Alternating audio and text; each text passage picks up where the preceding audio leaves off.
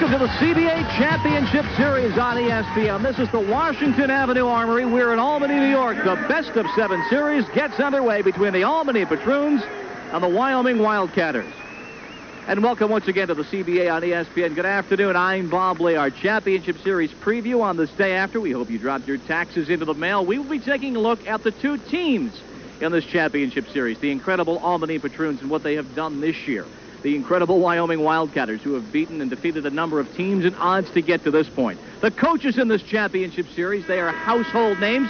Bill Musselman of the Albany Patroons, Cassie Russell of the Wyoming Wildcatters. And we'll take a look at the fans. They could be a very large factor. All sports fans have heard about Albany and what the Patroons have done this year. We'll also be taking a look now at what they have done. They have put the best winning percentage of the season up on the record board at nearly 89%. Better than the Lakers, better than the 76ers. They have done it more often than not by a large margin. 19 of their victories during the regular season were by more than 20 points. The head coach of Albany, Bill Musselman, he has coached the last 3 championship teams in the Continental Basketball Association. That is rather elite company, as you will see. And here on this home court, they have lost, the Patroons, only 1 game this year. It is the second-best home court record of any team in pro basketball history.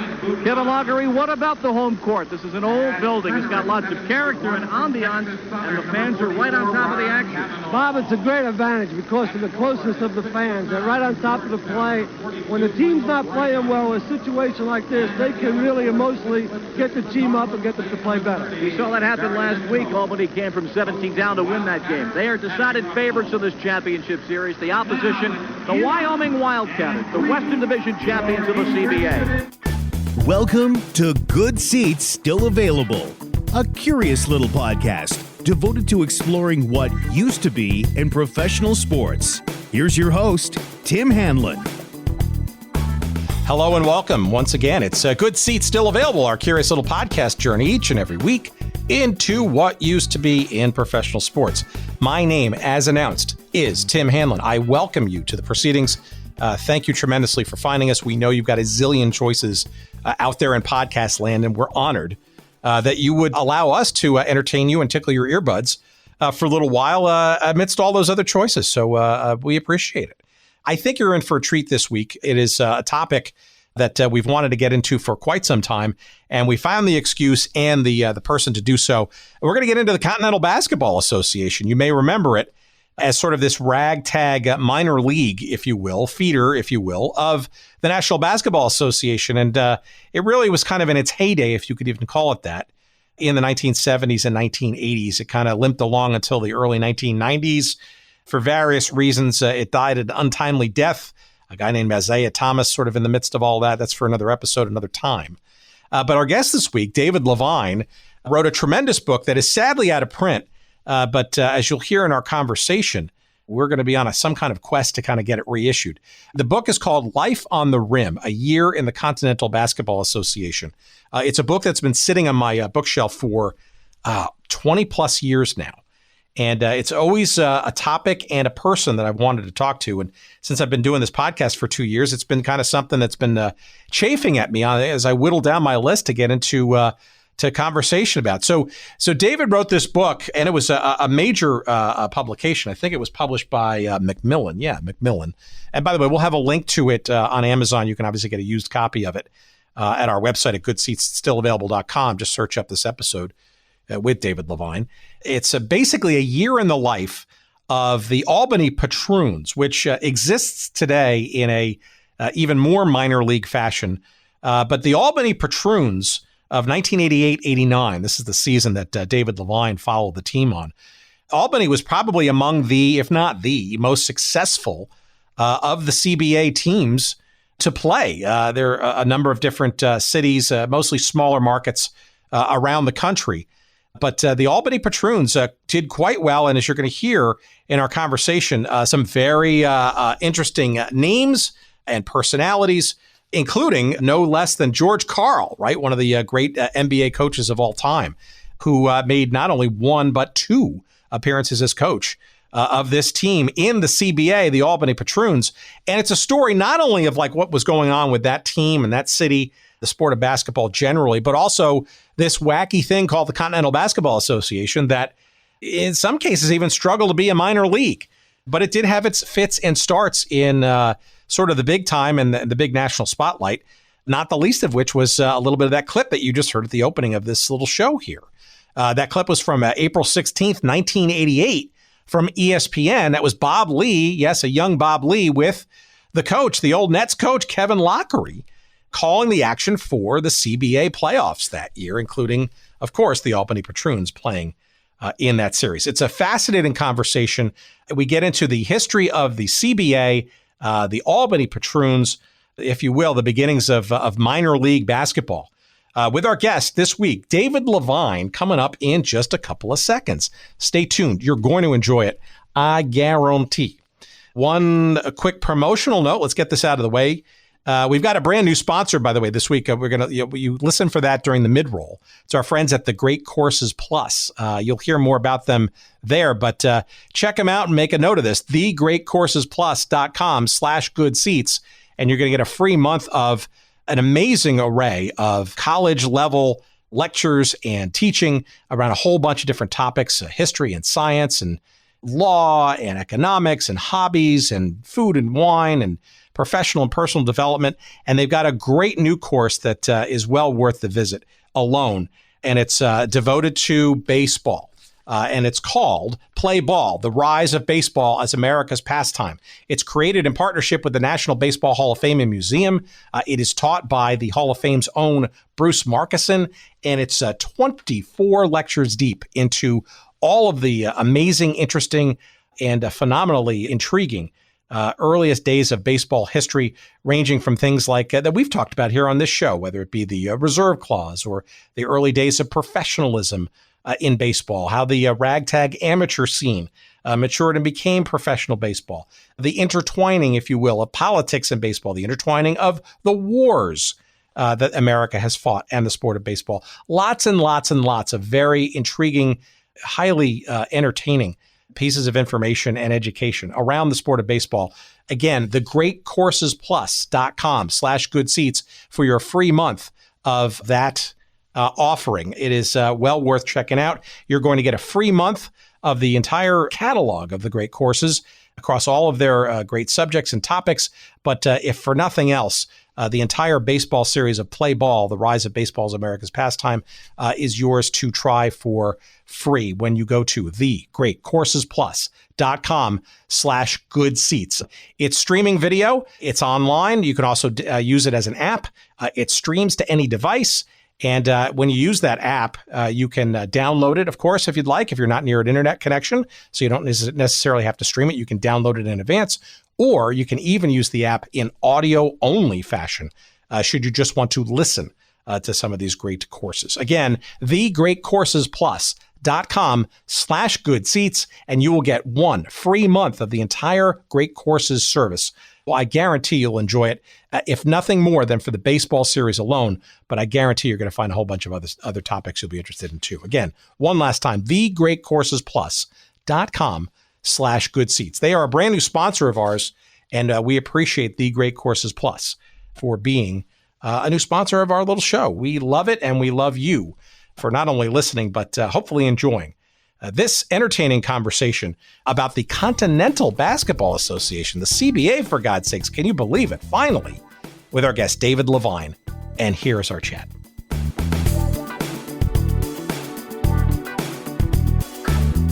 This little show has spent quite a bit of time going down various memory lanes, mostly cul-de-sacs, focused on, teams and leagues and the various things that have emanated from them. In some cases actually still do. Maybe we'll get to that a little bit later in our chat as further or future incarnations or ongoing remembrances of said situations. But I guess before we sort of get into all the frivolity, why don't you tell our legions of fans, well, not legions, but it's a growing number, surprisingly, who you are, what you do for a living, and maybe then we can use that as the backdrop for how you stumbled into the topic that we're gonna delve into today. Sure. My name is David Levine, rhymes with fine wine. I am a writer and editor. I've been a writer and editor my whole career, which is, well, the book's 30 years old, so it's unfortunately even more than that. in the early 80s and mid 80s, I was an editor and writer for for Sport Magazine, the late great Sport Magazine. And so I wrote about all kinds of sports and, of course, edited other packages of sports stories as well. And in the late 80s, I had contact with an agent that we had a sort of a working agreement with, that if ever a good book idea came along, we would work together. So in 1988, I moved to Albany to take another job, and shortly thereafter, my agent, David Black, was flipping through the newspaper, and he saw that George Karl had been hired as the new coach of the Albany Patroons of the Continental Basketball Association. And he thought, that sounds like a book idea. So he called me, and that's really how the whole project started. Well, okay, so before we get into some of the specifics of that, what was it about George Karl that made that sort of the hook, I guess? Well, George Karl was a known entity. He had been a coach in the NBA, 2 different teams up to that point. He was the youngest, I think at one point, the youngest coach in NBA history. He was 33, maybe, something like that. He had been in Cleveland and in Seattle, and he had had success in both places. But like all coaches, success doesn't mean you're not going to get fired at some point. He got fired from both jobs for various reasons. And so he was known. The CBA is not filled with known entities, or wasn't filled with known entities. So that was kind of the hook. Here we have a guy who has been around the block a few times, and, he's an interesting fella. He's got NBA experience. Why would he take a job in this minor league in Albany, New York? Yeah, that's interesting. So how then did you sort of get involved in this project? How does a book deal or process like this come into play once you and your agent stumble on this somewhat obvious or maybe not so obvious idea? So the first job in most book projects is to write a proposal. And to do that, I had to, of course, get permission from the team. We conceived the idea that it would be pretty quickly a year with the team. I wanted to spend the season with them as close as I could and document what life is like in a minor basketball league. Stories about the minor leagues have always sold well, mostly baseball. Bull Durham, of course, being the prime example, and their books about minor leagues as well, but it hasn't been anything really about minor league basketball. So I approached the team owners and pitched the idea. Said I wanted to spend the season with them. I wanted full access. I wanted to travel with the team when I could. I wanted to be in the locker rooms. I wanted to be in the benches. I wanted to be at practices. And to their credit, they loved the idea, and they said, that's great, but you got to run it by the coach. So I went to the coaching office, the staff people, George Karl and his assistant, Gerald Oliver, and I pitched the idea to them as well. And again, to their credit, they loved it. They thought it would be a great idea. So from there, I did preliminary interviews. The season had already sort of started. It was they were in their sort of rookie training, pre-agent camp really is what you'd call it, before their actual training camp had started. So there were some players in town already. Practices were running. I got to interview George. I got to interview Gerald. I interviewed the front office staff and a couple of the players, and I put together a proposal very quickly. As I remember, it was probably done in a week. And it was, 25, 30 pages. I'm sorry, this is 1988 to 1989 season, correct? Correct. Right. So this is the fall of 1988. The season started in October. So yes, this was all done in October of 88. So I put the proposal together. I sent it to my agent. He sent it to various publishers, and Macmillan Publishing Company bought it. Now, you sound surprised. Why would you? Macmillan was, and I think still is, in some kind of imprint, a major publishing house. Yeah, no, I mean, surprised is not the right word. I was pleased, of course. This was my first book project. So this was new to me. I didn't really know how it worked. I had no idea if it was going to sell or not. Even looking back now, I think it's great. Would a book like this sell today? I'm not so sure. The business has changed so much that I don't know if anybody would risk any kind of money on a book like this. Now, this wasn't big money. It was not a high risk for them. But still, they agreed. So, looking back on it, it was pretty seamless. It was almost like I don't want to say it was destined to be, but it all happened pretty quickly and pretty easily. So all the pieces kind of lined up, and it worked out really well. So as you circle on Albany and this story, right? How much of your framing of this going into this is informed by knowledge of pro basketball, the CBA specifically, and/or how much of this do you sense is going to be about the team in Albany, and how much of this is going to be about this very interesting and checkered history thing called the Continental Basketball Association? Or is it even a bigger story than that, like redemption and falling out of favor and all that kind of stuff? What was in your head going into all of this process? So the first part of your question, basketball was probably my least favorite and least well-known sport.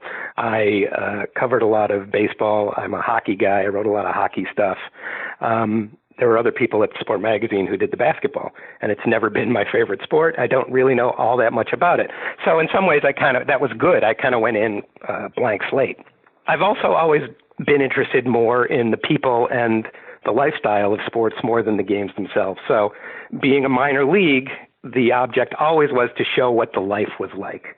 Well, wins and losses are all, well and good, but we wanted to show what it was like for these guys, these young men, some of them just out of college, some of them a little bit older with NBA experience. This coaching staff, one who was basically a minor league lifer, the other a seasoned NBA coach who would eventually go on to become one of the best NBA coaches in history. What's it like to live the life of a minor league basketball player? So my goal was to be as much a fly on the wall as I could. That wasn't hard, being that I'm 5'9" and they're all 6'4" and up. So it was pretty easy to hide among them. But I really was sort of trying to stay in the background, record everything that happened, and just put it down. It came to me pretty quickly that a diary format might be the best way to do this, because every day is different in a sports season. Some days you're home, some days you're on the road, some days you're playing a game, some days you're not playing a game. The mundane life of the average worker is not the life of a pro athlete.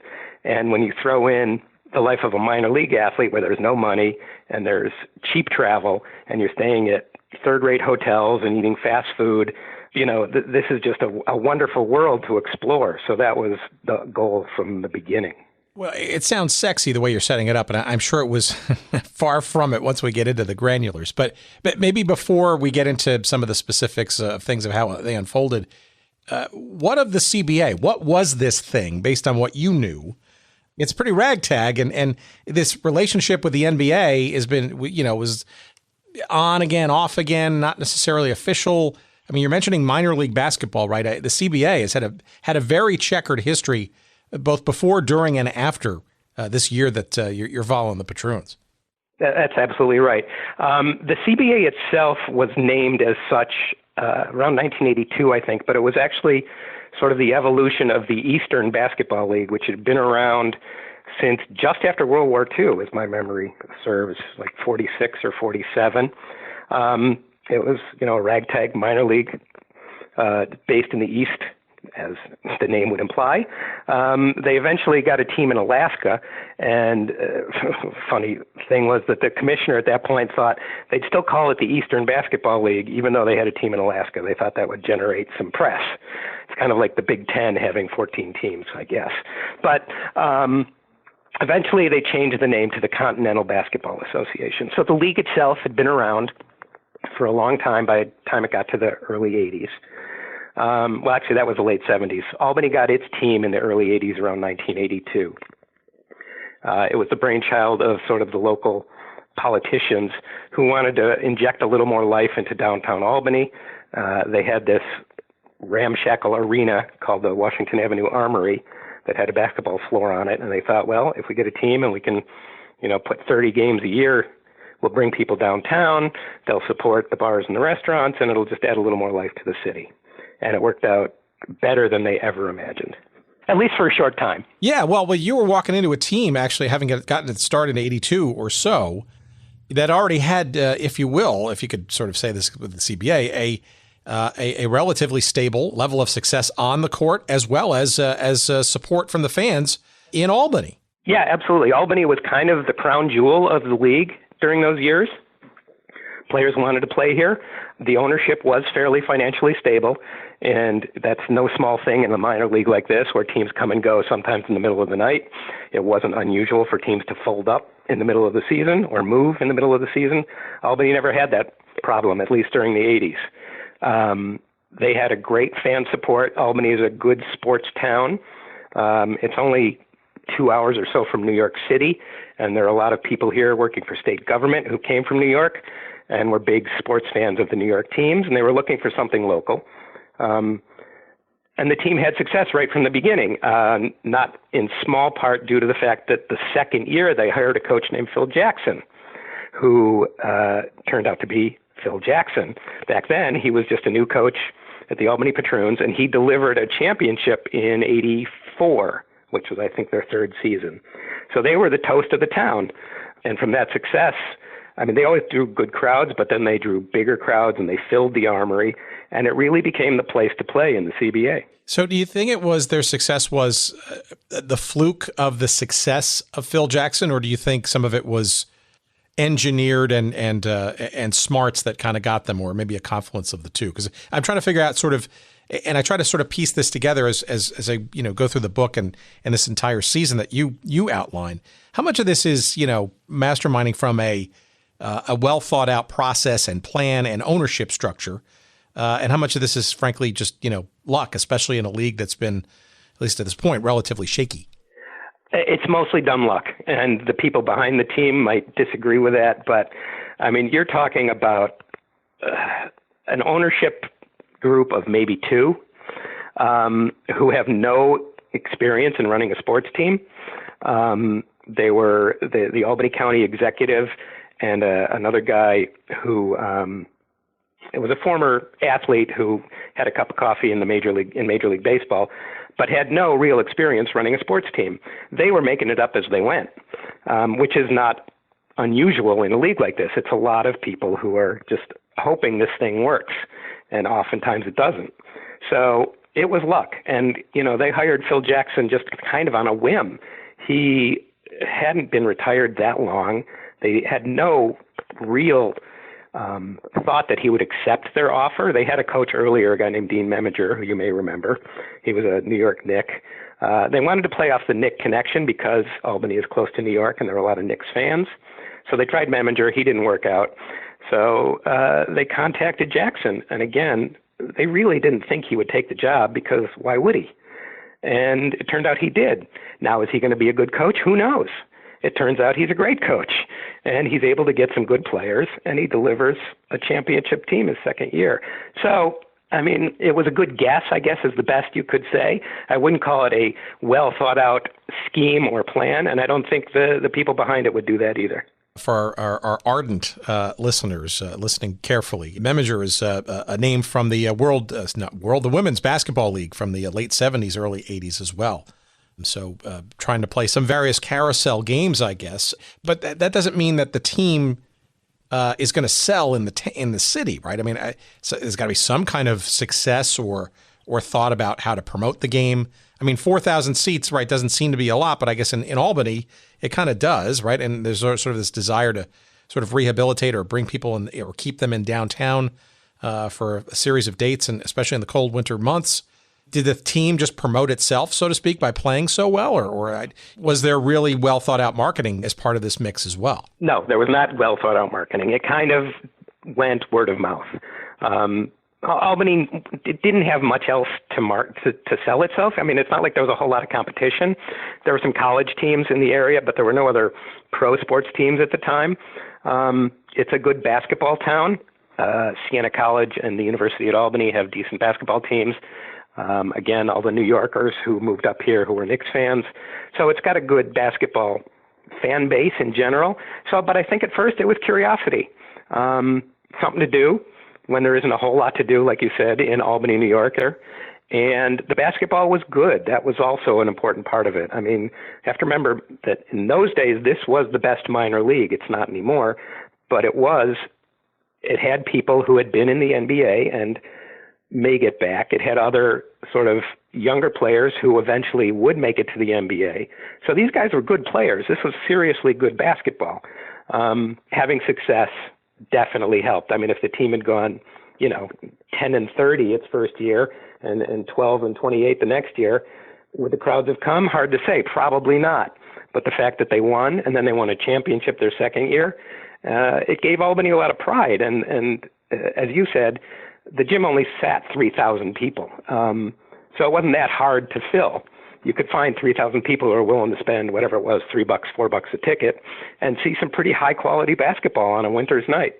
So you're coming into this story a year removed from the team's second championship, right? So in 1988, the Patroons won the CBA title with their then head coach, Bill Musselman, who I guess went on to other things, right, to allow George Karl to step in. Yeah, Musselman coached 1 year after Jackson retired. Jackson went on to coach the Chicago Bulls, far from retired.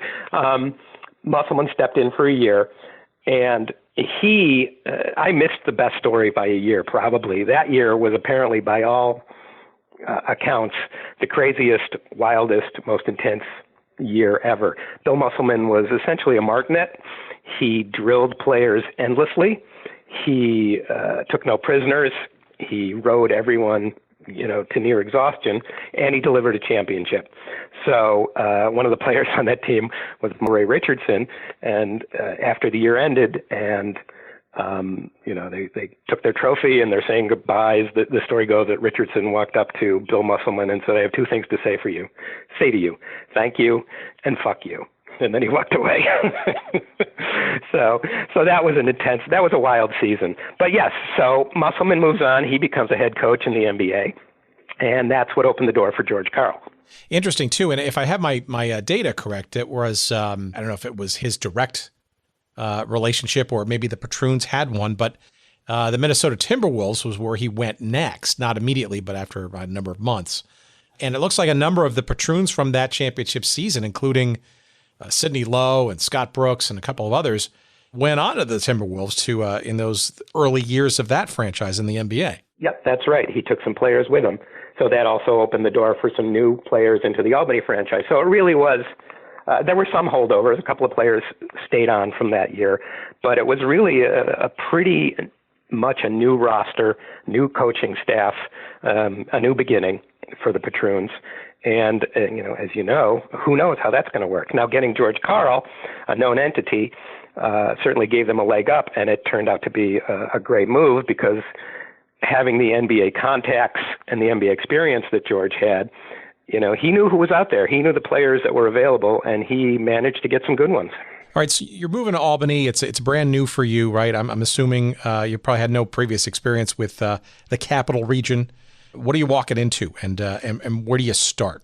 Well, like I said, the first job was to go to the front office and say, I want to do this book, and get their okay, get the coaching staff's okay, sell the proposal, and then just start hanging out. I'd go to practices. I'd go on the road when I could. The advance wasn't big enough that I could go on every road trip, but I went on, I think, 3 out of 5 road trips, something like that, and then hang out with the players afterward. I'd go out with them, either to dinner. I'd interview them before. We'd travel on the road together, and I got to know some of them very well. And again, it was really just I wanted to be a tape recorder, and I would hang out with my little reporter's notebook and my bulky cassette tape recorder. Again, this is the 1980s, so the digital world hasn't come yet. And I would take notes. I would run off to the side and scribble notes when nobody was looking. I would have my tape recorder hidden behind my back during coaching sessions or, during games, halftime speeches. I would just click the red button and record it and try to be as inconspicuous as I could be. And then I would run home and transcribe all my notes and throw it into my little Mac 2 computer and type it up as I went. And how much trust did players and administrators and coaches and people around the league give you? Were they sort of giddy at the fact that this was an actual book being devoted to them and the team and the league, or were they a little wary of seemingly another beat reporter, so to speak, that maybe they didn't feel like they wanted to share their most inner thoughts with? Most people were very open because, again, in the minor leagues, when you say beat reporter, a lot of teams didn't have a beat reporter. They wouldn't get any coverage at all.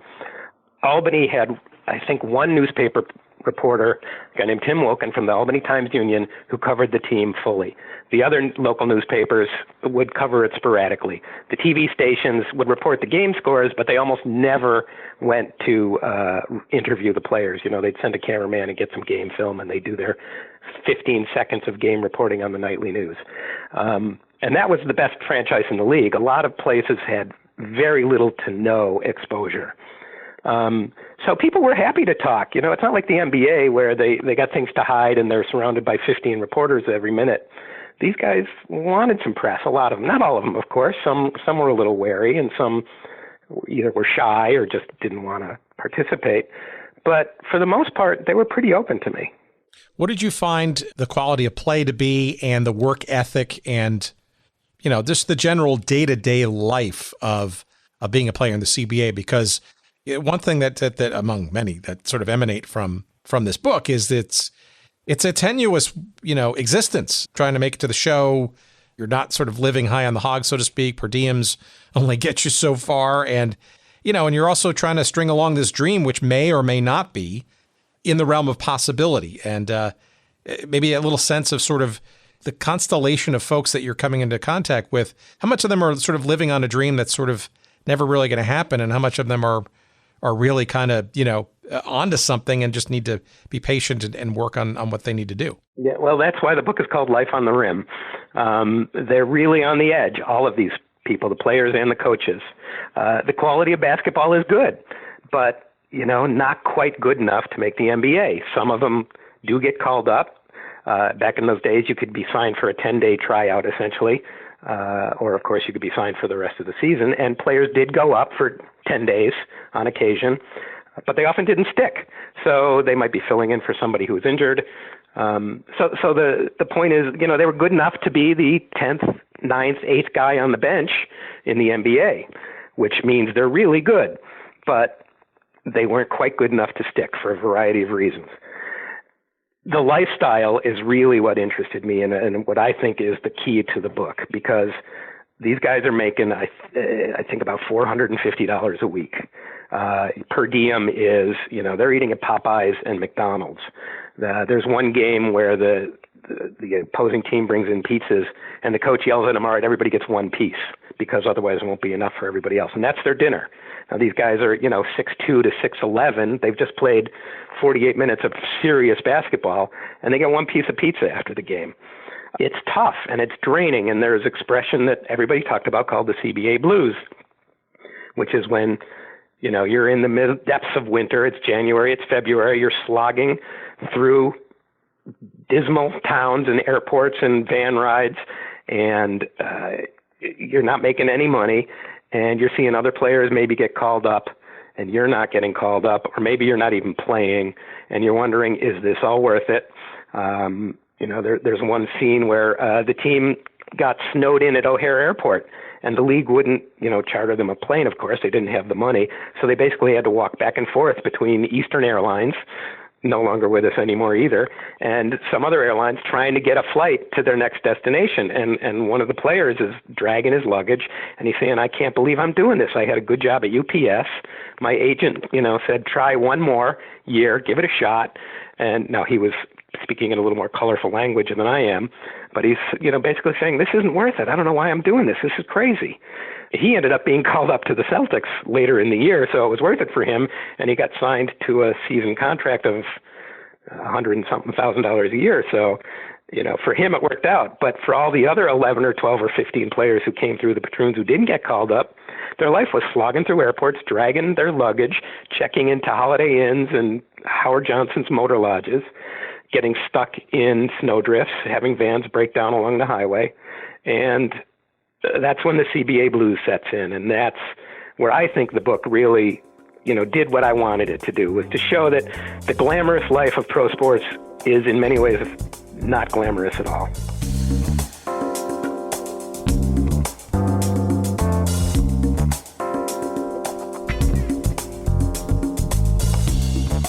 All right, time to pay a couple of bills around here. We welcome with open arms our friends at the Great Courses Plus. How can I best describe the Great Courses Plus? How about this? Unlimited video learning with the world's greatest professors. Yeah, it's an amazing video streaming site.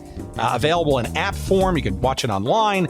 You can stream it to any device, and it is courses from some of the best professors and lecturers around the country in a whole host of topics. Almost like college in a box, if you will. You know, things you want to learn about history or science, food and wine, hobbies, everything that you might be interested in without the tests, if you will.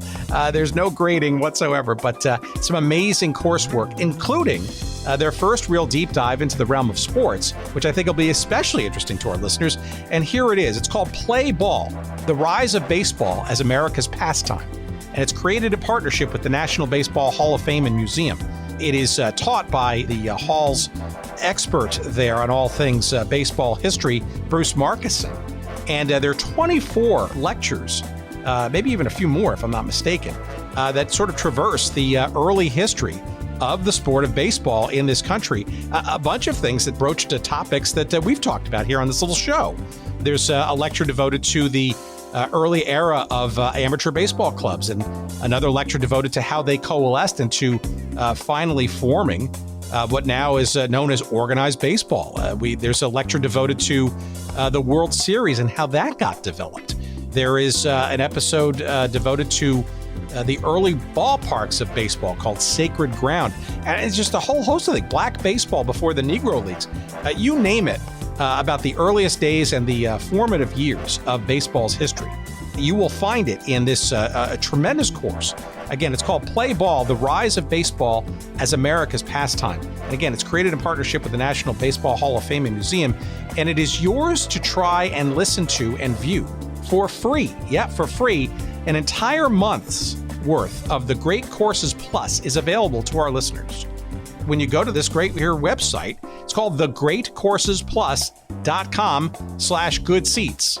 Again, that's thegreatcoursesplus.com/good seats. And using that URL, you will get, nowhere else will you get this offer, 1 free month of the entire service that the Great Courses Plus offers. That's all the topics, all the different courses and lectures. You can download them. You can listen to them in audio-only format or watch them in video streaming on any device you want.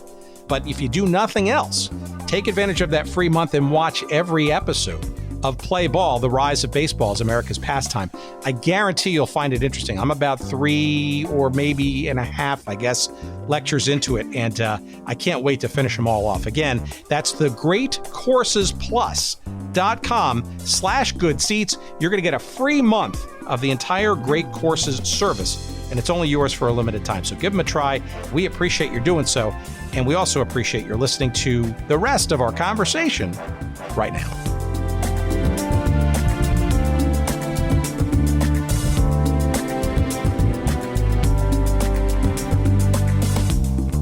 Maybe it's a good time to sort of discuss from your perspective what the relationship was between the CBA and the NBA. I think there's a generation of basketball fans that kind of always thought that the G League or the D League, whatever it was, what's called over the number of years, which is a relatively new construct of the NBA to sort of create, develop, perhaps maybe someday become a true parallel alternative to the college basketball machine, but that's owned and operated by the NBA today. This was not the case back then. Correct. This was an independent league. They got some money from the NBA. The NBA supported them, for which money each NBA team had rights to certain CBA teams' players, and they could, when they wanted, call up a player and again sign them to a 10-day contract, or if they wanted to, sign them for the rest of the year. Players come and go all the time. That's another thing that makes the CBA so dramatic, is that this 10-man team probably had 20 guys over the course of the season come and go. They're in, they're out almost daily. Sometimes they don't even last more than a day or two. They come in, they're called up to the NBA, they're traded, they quit. It's a very precarious lifestyle, and that's part of being life on the rim. They don't know who's going to be here the next day. Sometimes, if players get hurt, they got to find somebody else. Sometimes on short notice, they might call in a local player. In fact, Albany called in Lowe's Moore a couple of times, who you mentioned. He had played for Musselman and for Phil Jackson, but he was pretty much retired. He still lived in the Albany area, and a couple of times George Karl would just call him up and say, Lowe's, you want to go for a run tonight? And he'd show up, and he'd put on a uniform, and he'd play. So that's the kind of lifestyle, these guys are living. How would you describe the composition of the player pool? A bunch, I guess, more pointedly, what's the ratio of players on the way up versus the ratio of players on the way down, or never really going further? That's a tough one. I would say most of the players, it's probably an even split. There are a couple of guys who are older and coming on the way down. The Patroons signed a guy named Greg Ballard, who had actually won an NBA championship with Washington, I believe, or Baltimore. I can't remember which one. So, he was in his mid-30s. Obviously, the best days of his career were behind him, but he still wanted to play, so he showed up. That's a guy I guess you'd say is on the way down.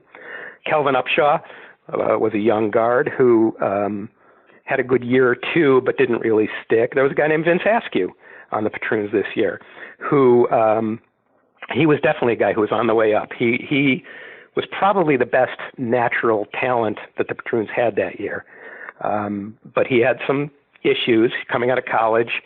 He had some motivational problems. George Karl kind of whipped him into shape, and he ended up having a pretty decent career. He was never a star in the NBA, but he played half a dozen years with a couple of teams and ended up making, a nice living and becoming a solid NBA player.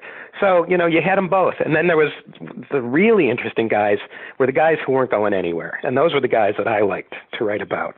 They maybe didn't have a great college career.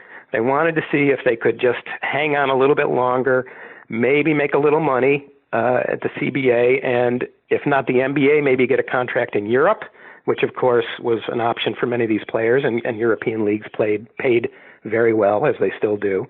So some guys did go to Europe during the course of the year. But the majority of these guys, this is kind of the end of their line. They play a year or two in the CBA. They realize this is as good as I'm going to get. And then they go get real jobs. You can't blame them if they're just out of college or 22, 23, 24. You give it a shot. But as we all know, being a professional athlete is not easy, and being an elite professional athlete is nearly impossible. So most of the guys in the league are guys you've never heard of and you never would have heard of. They were just basically trying to carry their career as far as they could, and CBA was as far as they could. All right. Well, so another interesting aspect of all this, right, is the CBA had a bunch of different sort of rules to kind of, distinguish it a little bit from sort of the sort of garden variety NBA game and maybe even aid a bit in player development, right? So one of the interesting facets of that, perhaps the most in my mind, is the sort of playing for every quarter, basically getting credit or points for winning a quarter versus maybe sandbagging a game if you're way behind, and, it just becomes boring for the fans, if you will, if that's, if it's effectively a game that's, kind of already over. But the idea of making every sort of quarter of the game interesting and worth something. Yeah, the league tried really hard to keep it interesting, like you said. And the commissioner at the time was a guy named Jim Drucker. And George Karl hated all these silly gimmicks. He called them Druckerisms. And like you said, the games weren't strictly won or lost. There was a point system. You get a point for every quarter you won, so up to 4 points, and then 3 points for winning the game. So a game, if you sweep all 4 quarters and you win the game, you get 7 points. The object, as you said, is to keep people interested. If you're getting blown out in the third quarter, you still have a chance to get that 1 point in the fourth quarter. They wouldn't let anybody foul out also, mainly because the rosters were so small. But if a guy got to his foul limit, he could still play, but the other team got technical free throws. So people really never fouled out of a game. So they tried all these gimmicks. They had fan gimmicks. They were the league that invented the $1 million half-court free throw shot from a fan during halftime. It was all, in some ways, they were a little advanced. You see a lot of this stuff in minor leagues all over the place now. You go to a minor league baseball game, and you can't get through a half inning without some fan interaction, game, or contest. The CBA tried all of these things. Some worked, some didn't, but they did try to keep the fans interested. Yeah, they didn't want arenas to empty halfway through. Their crowds were already small, so they tried to keep people interested, and for the most part, it worked pretty well. Yeah, that point system's interesting for our eagle-eyed soccer fans out there. The old North American Soccer League did quite a bit of that. Obviously, a sport that could easily, and still frankly does, sort of devolve into sort of defensive battles of 0-0 scores. The idea of adding, I think it was 6 points for a win, and then you get a point for each goal scored. So even if you're behind in the game, you can still at least get a point or 2 or 3 in a losing effort. And in many respects, I think you could sort of look at this as being helpful for some of today's games too. These are a little bit ahead of their time, but in terms of fan excitement and God forbid you actually think about now with betting becoming more of a mainstream and legal thing. Betting is being done on these kinds of things anyway. How many people are going to score points in a particular quarter and that kind of stuff anyway. So it's interesting. I think Adam Silver in his commentary a couple of days ago, sort of about state of the league and stuff, he was kind of pinching himself or knocking on wood, saying that things are going pretty darn well for him right now and the league. But, I think they're very, very interested in experimenting with a whole bunch of things. And, arguably you could look back to some of the interesting innovations of the CBA and maybe, in a tournament fashion or maybe in the D or G leagues, give them another whirl. Yeah, absolutely. I mean, as we all know, our attention spans are short. There are distractions everywhere. People can turn on a dime. If you're not entertaining them pretty much constantly, they're going to look elsewhere. They got cell phones, they got their computers. I don't want to sound like a crotchety old man, but the fact is that it's hard to keep people's attention. So yes, they have to try everything, including the biggest leagues, the NBA, the NHL, Major League Baseball. They're all throwing out every bell and whistle they can think of to keep players or keep fans' attention. All right, a whole bunch of things. We go sort of randomly here. So what about travel? I look at the league and the way it was constituted in the 1988-1989 season, and the Patroons winning the Eastern Division. They were part of the six-team Eastern Division, and there was another 6-team division in the West. But I can already sense what, shall we say, interesting travel might have been. You look at the Western Division; their teams are relatively geographically close to each other. I think. Quad City and Rapid City, South Dakota, and Rockford, Illinois, and Cedar Rapids, La Crosse, Wisconsin, Rochester, Minnesota. Those feel like busable and or maybe prop planeable. But when you look at the Eastern Division, I don't know how much you remember this, but Albany and Tulsa and Pensacola, Topeka, Kansas, Charleston, South Carolina. I mean, it seems like the burden was greater on the Eastern Division teams, inclusive of Albany, for travel relative to their Western Division brethren. That's true, but also the league had gotten to the point now where the teams in the East could all fly. The early days of the CBA, and certainly in the Eastern League, it was a bus league, bus and van. Sometimes the players would drive themselves and the coaches would drive, and nobody had enough money to fly. The Patroons flew everywhere. Now, part of that includes, because they're playing in small cities, that means flying to Chicago and then taking a bus or a van to Rockford, Illinois, or flying to, a bigger city and then taking a bus to the nearby smaller city. The travel was really tough. In fact, one of the things that I remember from those days was just how taxing travel is on athletes. I mean, it was taxing on me, and I wasn't a full-time athlete. I wasn't practicing. I wasn't playing. I wasn't 6'9" trying to sit in a coach airline seat after a game. It's exhausting, and especially when you do it on the cheap, like the CBA did. You're in planes that are late. They get snowbound. You get thrown into a van. There was one time where we were taking a van to a game and the tire blew, and it was somewhere, I think it was in Iowa, and it was below zero, and no cell phones, and they're on their way to a game, and what do? You're stuck on the side of a highway. It's 12 below zero. The driver was some kid from the other team. He says, "I'll go get help." He jumps out the van. He flags down a car, happens to have a pretty woman driving it, and off he goes. So here's the team all sitting in this bus on the side of the road. No idea if they're ever going to see this guy again. They could be there. They could still be there. They're taking bets. Are we ever going to see this guy? And one player says, no, I think he just quit. We're never going to see him. They don't know what to do. Now, eventually the kid did come back with a replacement van and got them to the arena. But that was not an unusual occurrence. Yeah, I guess the meals weren't necessarily of the highest quality to perform at an elite level, if you will, on the court either, right? No. It was fast food all the way. They'd leave a game, they'd head to the airport, and they'd take a vote: Burger King or Popeyes, and whoever got the vote won. It was junk food. It was hotel food. It was whatever they could scrounge. They did not get pregame meals. Again, maybe the opposing team would throw a pizza at them after the game if they were lucky. Now, in Albany, there were local establishments that would help them out. They'd give them meal coupons. There were a couple of bars and restaurants that would cater to the team, and all the teams have this. Of course, there are always boosters in every town that want to support the team and help out. So they would help them find apartments and, maybe knock something off the rent. They would give them coupons so they could eat half price. They might throw, a free meal at them now and then, or a couple of free beers after a game. But they're living really hand to mouth. I mean, these guys would run out of money often. They would hound Gerald Oliver, who was the assistant coach and essentially the manager of all the business that had to be transacted, letting George Karl just be the coach. And they were always complaining about where their money was. Albany, as you said, being a financially stable organization, they got paid when they were supposed to get paid. Not every team could say that. Checks are often late. Checks might bounce. That wasn't true in Albany, but it certainly was true around the rest of the league. So it's a hand-to-mouth, again, very unglamorous lifestyle. And I think the book, I hope, captured a sense of that. Well, explain to me then the sort of how you found George Karl in all of this as you started and as the season ran on.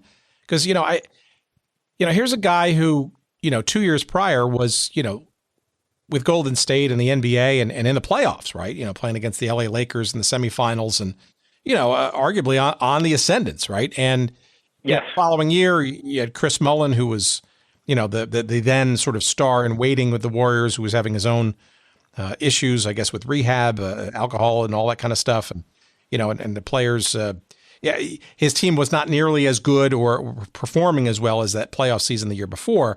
There's debate whether he was fired or he quit, but here he comes and shows up in Albany, right? Which I'm sure is what attracted you and your publisher and your agent to the story. But how do you find him psychologically at the beginning of your journey, and maybe perhaps as the season progressed, as you sort of outline in the book? Because I can't imagine that at least in the beginning, it's necessarily one of unbridled optimism, given where he came from. No, well. George at least had coached in the CBA before he, became an NBA coach. He was a coach for 3 years in Montana. This wasn't entirely new to him. But after whatever it was, 3 or 4 years in the NBA, he was a little shocked a lot of times. And there's several scenes in the book where, he just, in fact, here, I'm just flipping through the book and here this sort of explains how he felt. This is after they won a game in Albany. But the CBA, we haven't really talked about the style of play. As good as these players are, they're not NBA caliber in many ways, and one of those ways is structure. This is a league where everybody wants to shoot. It's pretty much street ball in many ways. A lot of three-pointers, a lot of selfish play. Defense comes and goes, mostly goes. Everybody wants to score. Now, of course, the NBA doesn't work that way. So after this one game, they win, but, and I'll read from here, it says, for Karl, the victory is draining. Everything he believes in, patience, defensive control, sound fundamentals, keeps being tested by lousy refs, selfish play, and outrageous threes. As he sits on a folding chair, beer in hand, suffering from the flu, just outside the locker room in the basement of the Armory, amid reporters and fans and players and friends, Newsom, who's a player on the other team, walks out of his locker room. He's still in uniform, carrying his game shoes in one hand, ready to board the van back to the hotel. He limps gingerly up the stairs, alone, looking like a lost child. Karl watches him go. He sips at his beer and leans back in his chair. He shakes his head and says softly, "A different world." So he was often trying to come to grips with where he was. There were times when he would take it humorously. There was one time I remember him saying, "I can't believe I'm living in a Fellini movie." And there were other times where he just got so fed up with it that he really couldn't put up with it. Another trip, we were on a bus somewhere, and the players were bitching and moaning and yelling at each other, and the bus stops at a red light, and he tells the bus driver to open the door, and he just gets out and he walks back 2.5 miles to the hotel because he just can't put up with it anymore. So that was a fascinating look, because the juxtaposition of his NBA experience and the CBA bullshit, which he called it all the time, drained him and wore on him. And part of his mission the whole season was to get these guys to understand that if they wanted to make the NBA, they had to change their attitudes, they had to change the way they played, and they just basically had to change their whole manner. Some guys could, a lot of guys couldn't. And that was his battle as a coach, but it was also a battle that he sort of fought internally, trying to keep everything as professional as he could and as he knew it had to be in a world that just was not professional at all.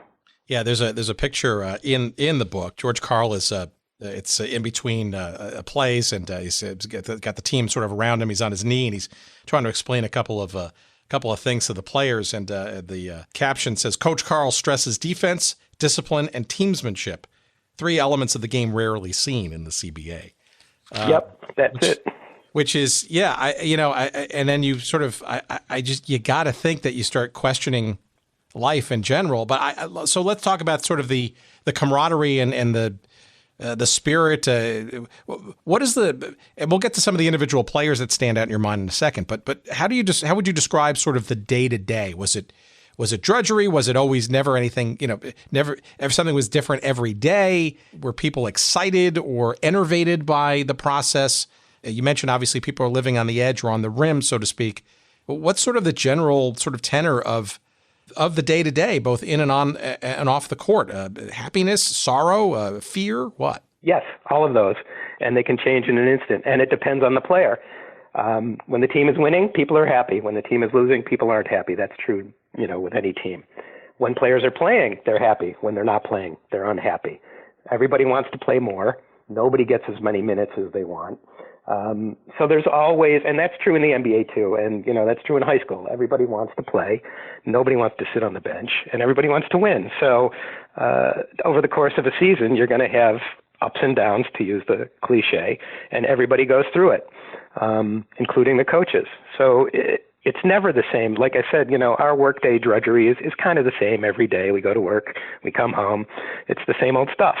But in basketball, especially, when guys were fighting for their basketball lives, they're all basically on 1-year contracts. They've got a 6-month job, and they don't know what they're going to do at the end of those 6 months. Everything is very heightened. It's very intense.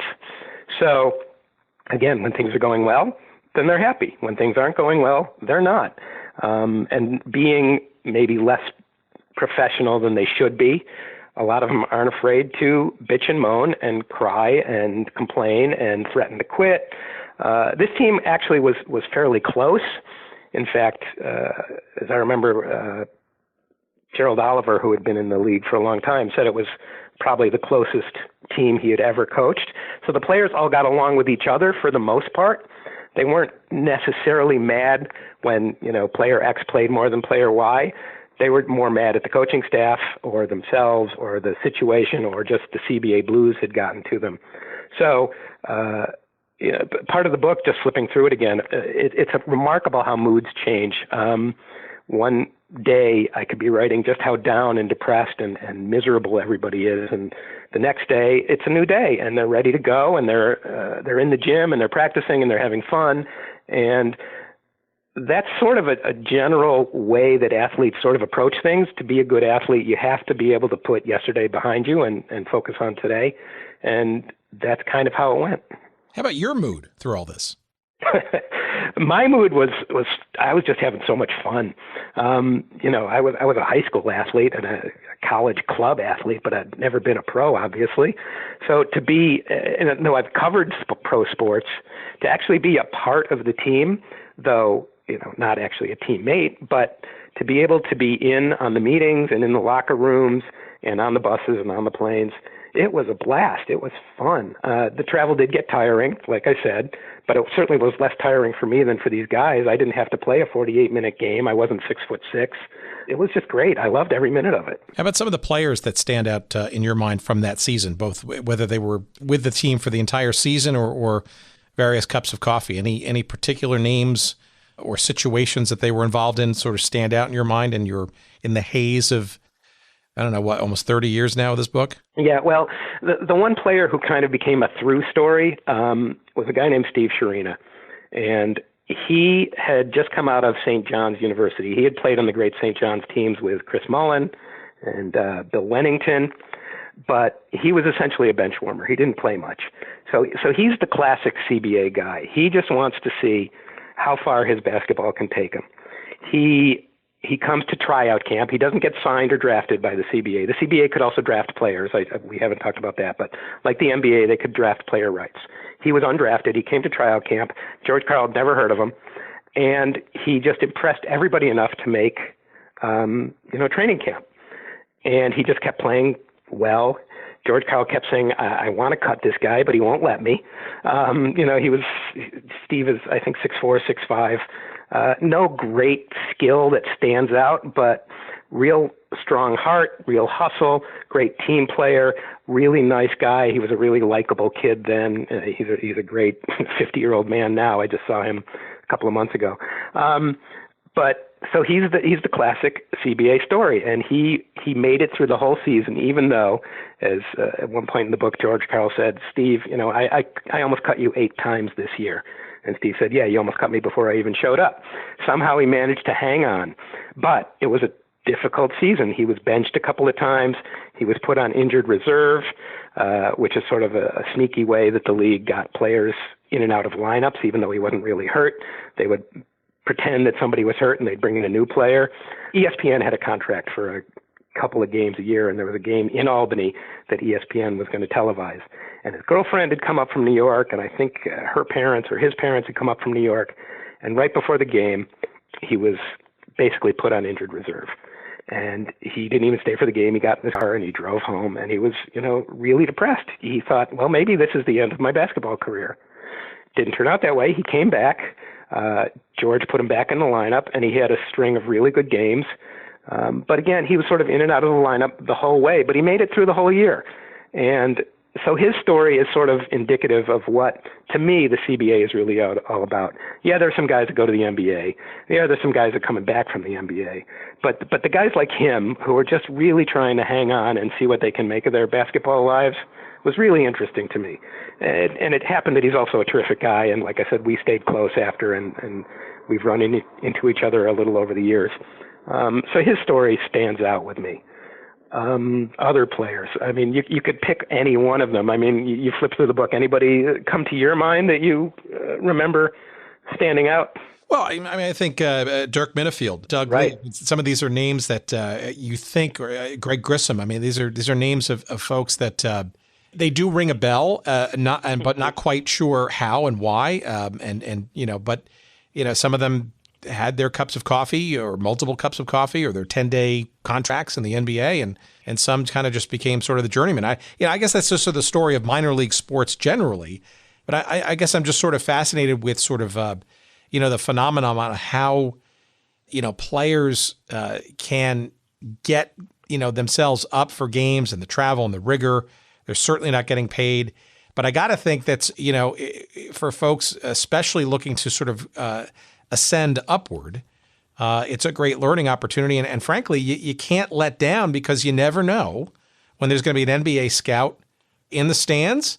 Frankly, I think in some of these cases, you should be able to pick them out because, the relatively thin crowds in some of these cities, but you never know, right? And it's also, you never know the situation of the NBA teams and their situation where they need a player, toot sweet, right? And it's that one time, that one thing. And this book is filled with some of those little sort of, I guess, I don't want to call them chance encounters or situations. But, to your point, like earlier, the title of the book, right? This is, you're living on the edge. Sometimes that can go in your favor. And frankly, more often than not, it tends to not go in your favor.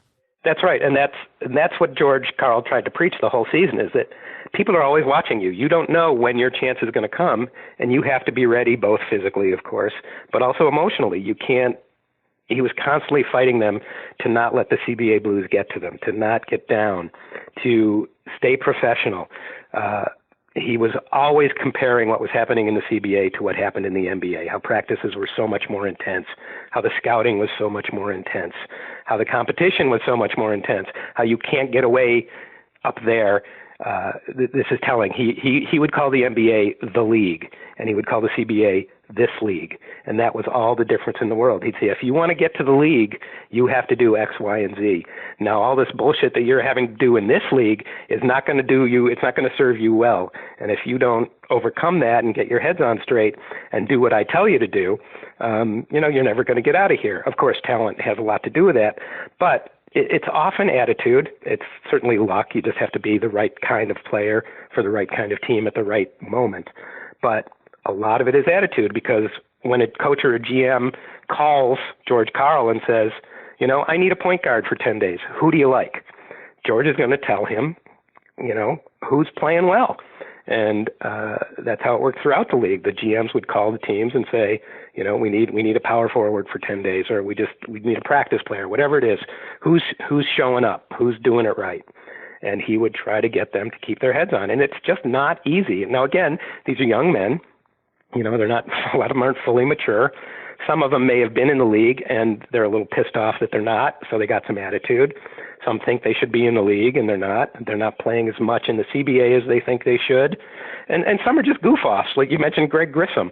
He's a guy, he's 6'11", white guy who called himself a slow, fat white guy, which is what he was.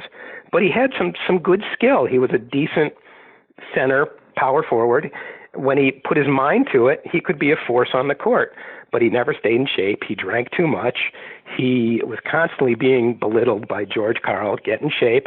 Some guy calls me from the NBA, and he says, I hear Grissom's fat. What am I going to tell him? And Griss would say, yeah, I know. I got to get in shape. Maybe tomorrow. And he never did. So here's a guy that might have, with a different attitude, might have had more of a career than he did. The league is filled with guys like that. Dirk Minifield, you mentioned. He had a strong college career. He had played in the NBA, and drug problems derailed him. He came out of rehab, and he was looking for a second chance, or maybe even his third chance. I don't even know. And the CBA was a chance for him to show the NBA that, he had gotten his head on straight. He had cleaned up. He was still a great player, or he could be a great player. And the CBA was his chance to show it. It didn't work out for him. He was not entirely... he was straight, drug-wise, but he was still battling some psychological demons, I think, and didn't play up to his potential. He played out the string, but basically didn't give it his all, and I think that's the last time he played. So, again, like you say, there are names you vaguely remember that are trying to keep their career going. And again, why do they put up with this, you say, for no money and all this drudgery? Because it beats working. They're still playing basketball. They still have the dream. There's still a small chance. I mean, wouldn't you or I do that if we could as well? It comes to the point where you have to decide either the dream dies or I just can't put up with what it's going to take to get there. And every guy gets to that point at a different time. Give me a sense of the fans, how the team was so, frankly, beloved relative to just about all the other CBA franchises, both before, during, and after. What was about the team and the fans? It seems like there was kind of a strong bond there. There was. And as we talked about, I think it was a mixture of success, luck, a point in time where everything just came together. They've tried to recreate it. The team folded in 92, I believe. I don't know if you want to get into that part of it yet, but it's come back a couple of times. So essentially what happened was, 88, 89, they're coming off a championship year. They have a good year, but they lose in the first round of the playoffs. Next year, they have some success. The year after that, George Karl comes back and coaches them again. They set a league record of 50 victories. But by then, Albany had built an arena downtown, a big modern new arena. It sat like 17,000 people. Now, they played in the Armory, which we haven't really described yet. The Armory was a building that was built in the 19th century. It was literally an armory for the U.S. Army. It was 100 and something years old. It's on the National Register of Historic Places. and it sat 3,000 in folding chairs that they had to set up along the court. It was cold. They didn't put the heat on, so practices were often freezing. You could see your breath while you were practicing. There was a track around it, so joggers would come running around the track while they were practicing. The locker rooms were in the basement. The shower was in the public restroom, so the players would have to walk out of the locker room, which was essentially a storage closet, and go through the crowd that was milling about after the game to get to the showers. It's a minor league gym, really. There were high school gyms that were better than this place, but it had so much character and so much charm, and you put 3,000 people in there, and it's filled to the rafters. And if you got a championship team, I mean, it's a fun place to be. Sounds like a tough place to play against if you're visiting too, right? Absolutely, yes. By then, most of the other teams had new arenas downtown. Fancy 10 to 15,000 seat arenas, and they were empty. 3,000 people in the Armory is they're jammed. 3,000, 4,000 people, they're raising the roof. 3,000 people in a 17,000 seat downtown arena, you're lost. You lose all the energy, you lose all the emotion, you lose all the focus. And that was sort of the beginning of the end of the Patroons when they moved to the big arena downtown. They still at first drew their same, 3,000 or so people. But again, you're sitting in essentially an empty arena. You can't hear crowd noise because it's just lost in the echoes. And within 2 years, they were sold and they moved out of town. They moved to another city. A few years after that, the CBA itself folded. But they've resurrected it a couple of times. At least they've tried to. And it's never really taken. They did it once, I don't know, around 2008 maybe, and they got a season or two. And then they're doing it again. The CBA is no longer around, but there is now another Albany Patroons team playing in the Armory again in a league that's now called the Basketball League. The Patroons actually won the championship this year, but it's not the same. You can't recreate the past. There was just something about that time and that place and those teams that everything coalesced, and it really became the place to play in the CBA. Everybody acknowledged that. In fact, it's not just because I was here. It was people around the league said they hoped they could play to Albany. There was one time we were coming back from a practice game in Massachusetts, Pittsfield, Massachusetts. And as you drive from Massachusetts over the New York border and you approach Albany, you take a turn on the highway and you see the Albany skyline. Now, the Albany skyline is not Manhattan. It's not Chicago. It's not San Francisco. But it's a nice little skyline. And Gerald Oliver, who was a CBA lifer for the most part, was waxing poetic about, Albany, so many players want to play here. This is the place everybody wants to go. It is the Los Angeles and the New York of the CBA. And at the time, this was sort of the beginning of the season. This was the preseason, and I was, really? This is Albany. It's a nice little town, but it's Albany.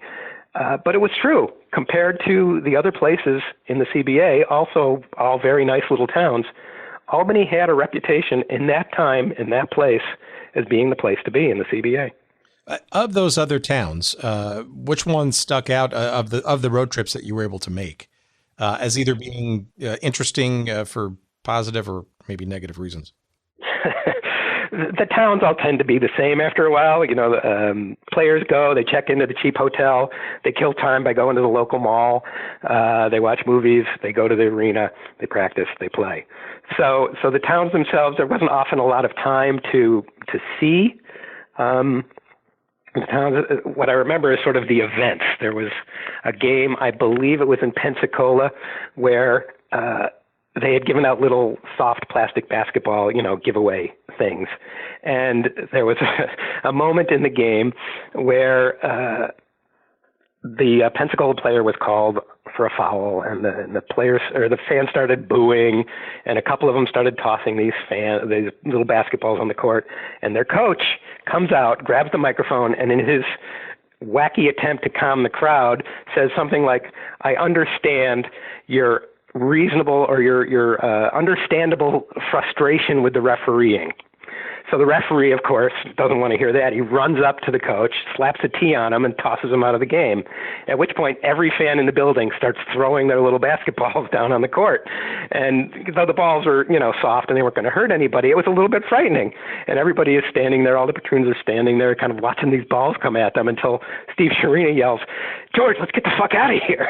So George says, yeah, everybody in the locker room, and they all run to the locker room, and they wait for the chaos to calm down, and they finally get back out and they play the game. So, it's minor league stuff like that stands out, not the towns themselves, but sort of the events that happened in those towns that were pretty damn funny sometimes. You mentioned the refs. What about the refs and all of this, right? Because not only are refs not necessarily loved anyway, regardless of what sport and at what level, but here you are, you're playing in, arguably a B league, so to speak, in basketball. I mean, what's that life like? Or did you not get close to them or get into their psyche? I didn't get close to them, but it's probably not much different. They're not good enough to be in the NBA either. So, the leagues tend to generate the same quality. The players and the refs are the same quality. I play in a beer league, and the refs are as bad as we are. So you sort of find your level, I guess. So the refs were bad. They were inconsistent. There was one time I remember, again, I mentioned Greg Ballard, who was an NBA player. He comes down, and it happened to be a game in the Armory, and Bob Ryan, the great Boston Globe writer, happened to be in town for the game. And Greg Ballard's playing, and he gets called for traveling. And after the game, George Karl and Bob Ryan are talking, and George says, "Can you believe they called that move on Ballard?" And Ryan says, "Yeah, I've seen him make that same move for 10 years in the NBA, and they never called it on him, but they call it on him here." So, that's the kind of stuff you're dealing with in the CBA. All right, well, let's round the corner on this. Give me a sense of the CBA generally in all of this, right? Because the story is not only that of the patroons and Carl and the players, but it's also about life, in the league itself.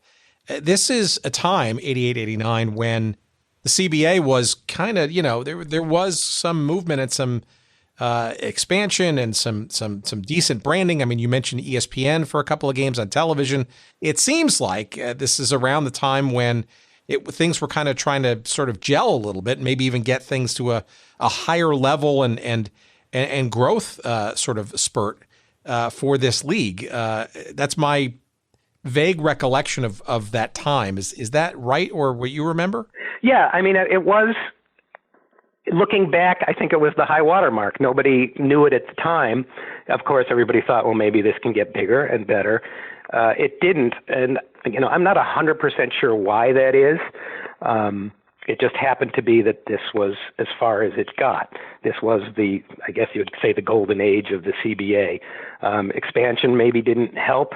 The NBA, I'm not sure exactly when, but they decided to form their own minor league. As you said, it was called the D League, or I'm not sure even what it's called now, but they sort of withdrew their support of the CBA and decided, we can run a minor league ourselves and have more control over it. So that drew some of the better players away from the CBA. It just, like a lot of minor leagues, as your podcast knows, for some reason, these things just don't stay. And it can be a host of reasons you can put your finger on. And sometimes it can just be a mystery. It just faded. I did not follow the CBA into the future, so I can't really speak to exactly what brought it down, but this was the high watermark of the CBA for whatever reason. So the team wins the division. They sort of bow out relatively early in the playoffs relative to what they had done the season before. So how does the Patroons season wrap up? Obviously, there's some tragedy in the league itself, which maybe we want to talk about, and how does this book project get signed, sealed, and then ultimately delivered into the world? And I guess I'll ask what the reception is and was, and all of that, having been your first book and all the excitement and or anticipation of such. So it's a lot to ask in one question, but feel free to start wherever you want. So they have a good season, but by the end of the season, the team is in disarray. George Karl has brought in a lot of players. He's mixed and matched. He's disrupted a lot of the rotations. Players who have been here all year are resentful of the players that have come in late. The team loses all its cohesion, and they lose in the first round of the playoffs. The season ends, and players go their separate ways.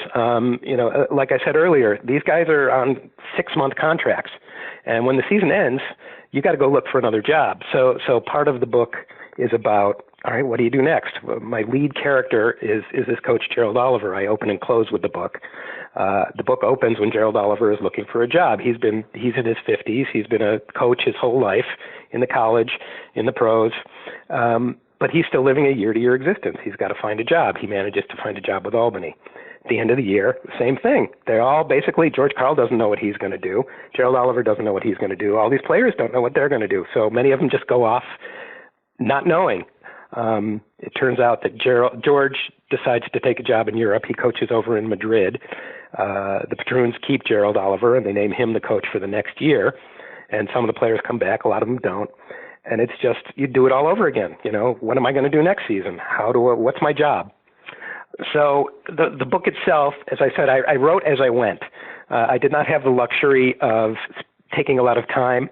I kept it as a diary, and I submitted every month as a chapter to my publisher, and they would edit it, and we'd work on it. But there wasn't a whole lot of revising.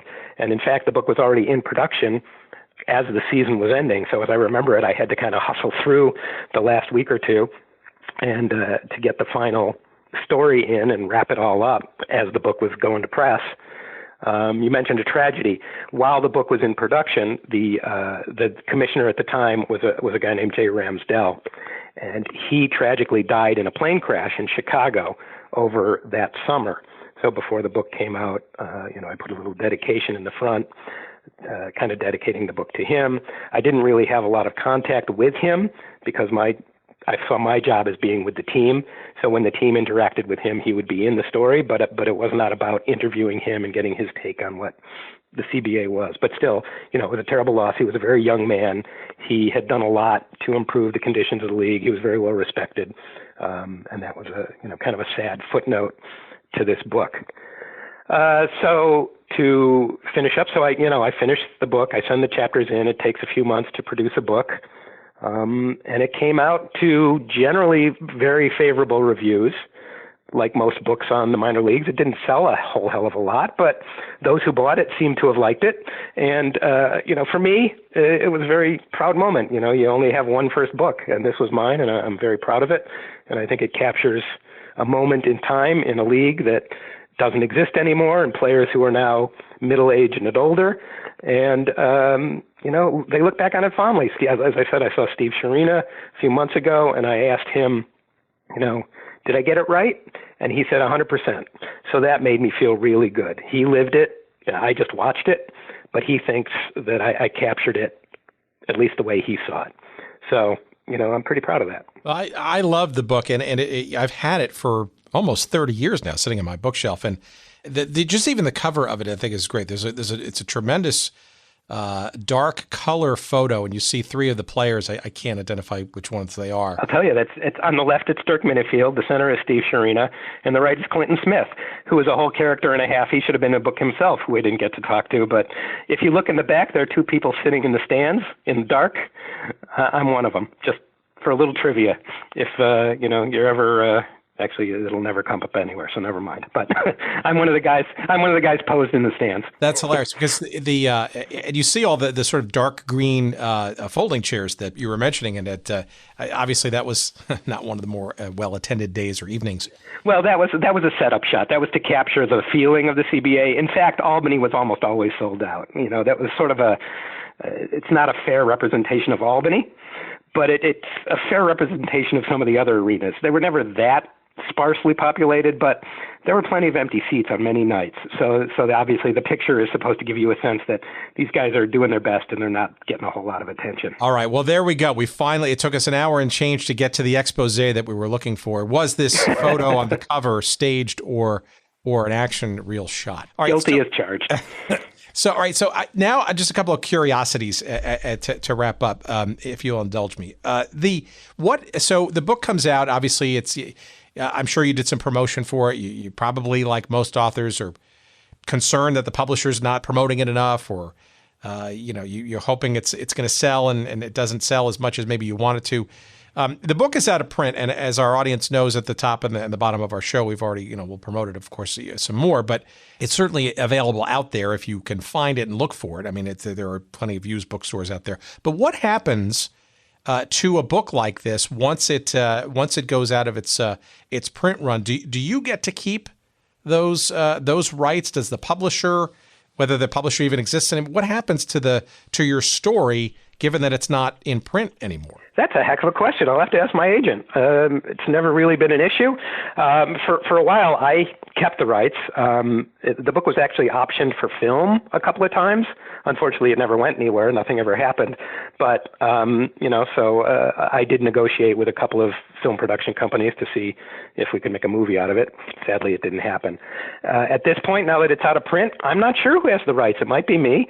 Call me. If anybody wants to call me or call my agent, we can talk. Well, that's kind of part. I mean, look, David, you'd be surprised who listens to this show. I mean, we're 2+ years into this now, and I'm amazed now at sort of the velocity of the people, and they tell two friends and so on and so on. And look, we've stumbled across a number of different stories and situations that, either directly in a sort of a direct telling, historical presence of the story, or maybe as a backdrop. Perhaps like Will Ferrell did with the ABA, as a comic scene set for, the life and times either of a period like the late 80s or minor league basketball in general or that kind of stuff. And then the hilarity that ensues. You'd be surprised. And my hope is that a few more people in this conversation will discover, either remember or maybe, newly find this thing called the CBA and the Albany Patroons, which, as you alluded to, right, is a brand and a basketball team that still lives on, admittedly in a even smaller, more minor league kind of way. But there's something there that I would imagine people in the capital region certainly remember, at least the name, the brand. Maybe there were some that do actually remember the team. And that's, we kind of revel in some of that stuff, and you never know, frankly, what's going to transpire. Hence the question, and maybe a few contacts to come from it, we hope. Yeah, well, I hope so too. Like I say, other people have thought it would make a movie. I think it'd be a great movie. As far as reading the book, you don't have to know the players or the coaches or even the team. It's really a story about minor league sports, and minor league sports stories are timeless. You can watch Bull Durham, every year, and it's always funny. You can watch, I'm drawing a blank, but there are other minor league, Slapshot. These are fiction, of course, but you get a sense of what minor league life is like. I think this book gives us a sense of what minor league life is like. It tells you about some real characters. I think you get to learn about some of the people and the lives they lived during these 6 months. Their highs and their lows. Their interactions, how they deal with stress, some well, some not so well. It is hilarious at times. It's really poignant at times. And like I said, I think it's not about wins and losses. It's not about who shot the most, 3-pointers, though there is some game stuff, of course, because that is what they're there for. But there's a lot less actual basketball in there than so you don't need to know who the players are. What you really need is an interest in this slice of life and this world that most of us don't get a chance to look at very closely. Well, I think this book plus the documentary that came out, I think last year, they called The Minor League Mecca, which I have yet to see, which is about the Patroons from, I think, a couple of seasons, I think maybe after yours. No, actually, it was before. Yeah, well, yes, this film talks about the beginning of the team through these years and up to its first demise. Yes, a local guy put together a documentary. As far as I know, he's trying to pitch it to distributors or film festivals. I'm not sure how he's done with it. It's a nice film. It's a documentary. There's some great stories in that too. I hope it gains a wide audience. They had a screening here in Albany over the winter. That George Karl came in, Steve Sharina came in, other players from the past came in. Phil Jackson couldn't come, but he sent a video, welcome, or not a welcome, but he said hello by video, wishing he could have been there. He doesn't travel much anymore because he's got such bad hips. But it was a great event, and to your point, Albany still loves the Patroons. It was incredibly well attended. It got a lot of press. People remember that era very fondly. They keep trying to resurrect it. That's how much they think of it. It hasn't taken, though, because you just can't recreate the past. All right, last thing. What are you up to now? What are you working on? Any ideas in and around sports or basketball again, or just in general? What are you up to, and where can we find more about you and your various doings? Well, I'm still a freelance writer. I don't do a whole lot of sports anymore. The business of publishing has changed, as you may or may not know. Just so there isn't a whole lot of outlets out there for freelance sports writers, at least not that pay a living wage. The fun thing is, though, I have a new book coming out early next year. It's my first book in 25 years.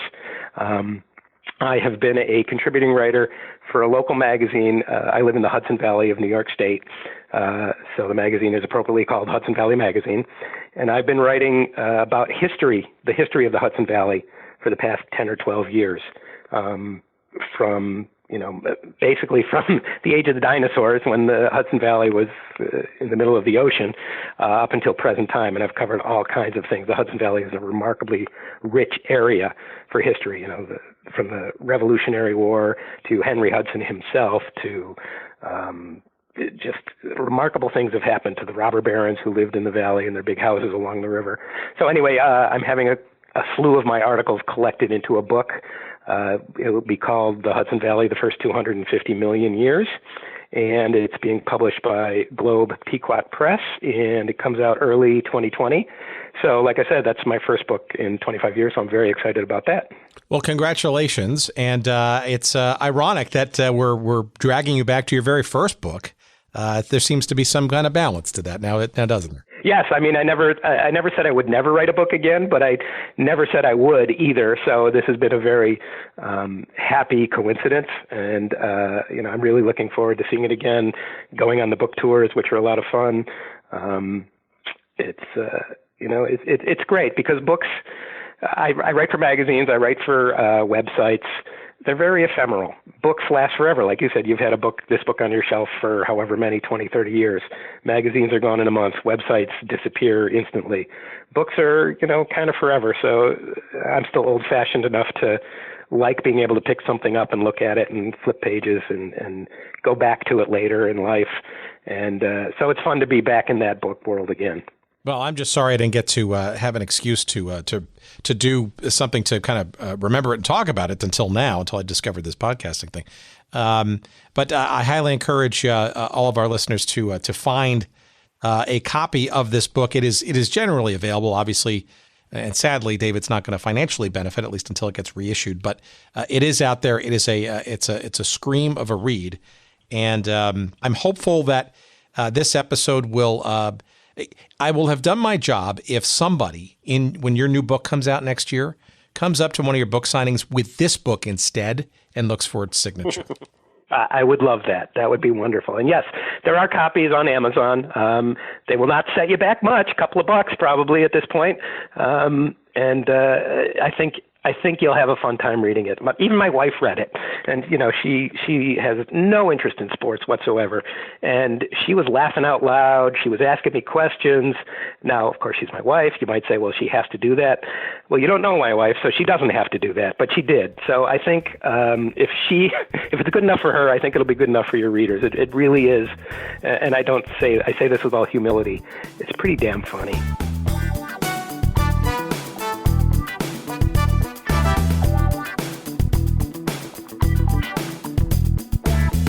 All right, our thanks to David Levine. What a fascinating conversation and an equally fascinating topic. Again, the name of the book is called Life on the Rim, A Year in the Continental Basketball Association. It is sadly and tragically out of print. It was originally published by Macmillan, and while we work on trying to figure out a way to get the rights for this book back and hopefully at some point reissue the book for more people to enjoy. And by the way, there are a lot of other titles out there that sort of fallen into that sort of into that realm, and that's going to be a little sort of mini crusade of ours as the months roll on. So stay tuned for some activity around that. But in the meantime, do yourself a favor and get a copy of this book in used fashion. Probably the best way to do that is to go to our website at goodseatsstillavailable.com. Search up this episode with David Levine, and you'll see a link to Amazon and maybe a few other sources where you can very inexpensively find a used copy of this book. This book has been sitting on my bookshelf for, almost 25 years now. It stood out because it's a great story of a full year's ride into this crazy league that, as the years pile on, people sort of forget. And it was seminal in many respects for some of the classic people and names and coaches and players that came out of that league and into NBA and beyond greatness. But again, go to our website at goodseatsstillavailable.com and you can buy a copy of that book used. And you can also do a bunch of other things on our website too while you're there. Why don't you? You can find all of our social media feeds there. On Twitter, you'll find us at Good Seats Still. On Instagram, of course, you'll find us at Good Seats Still Available. You will find a link to our Facebook page that's devoted to our little show. You can send us some email, either directly from the site or just directly from your email server at hello@goodseatsstillavailable.com. You can also, on our website, sign up for our little weekly newsletter. Why don't you?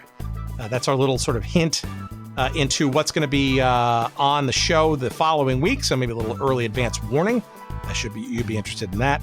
And lots more to come, again, on that website. So bookmark that and come back early and often. goodseatsstillavailable.com. One last thing, of course, we want to say our continued thanks to our friends at Podfly Productions. Of course, in particular, our friend Jerry Payne and his team at Podfly. Again, you can find out more about them at podfly.net. Okay, that's it for me. I appreciate your listening. And until next week, we'll see ya. And until then, our ticket window is now closed. Take care.